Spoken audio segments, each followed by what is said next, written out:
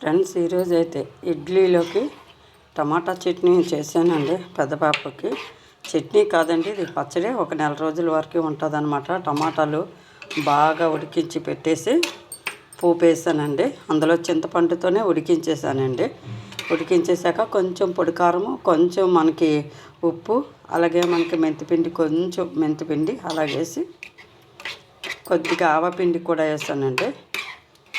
ఇది నెల రోజుల వరకు కూడా ఒక బాటిల్లో వేసుకొని ఫ్రిడ్జ్లో పెట్టుకుంటే 2 నెలలు ఉంటుంది. బయట అయితే ఒక 20 రోజులు ఉంటుందండి, అంతకు మించి ఉండదు. ఎందుకంటే పచ్చడి కదండి, ఫ్రిడ్జ్లో ఎన్నాళ్ళైనా ఉంటుంది. చాలా బాగుంటుందండి పచ్చడి.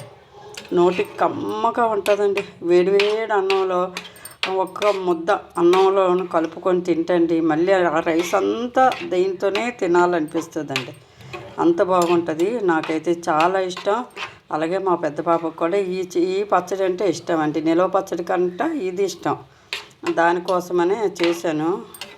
ఎందుకంటే డ్యూటీలు ఉంటాయి, ఏమీ చేసుకోలేదు.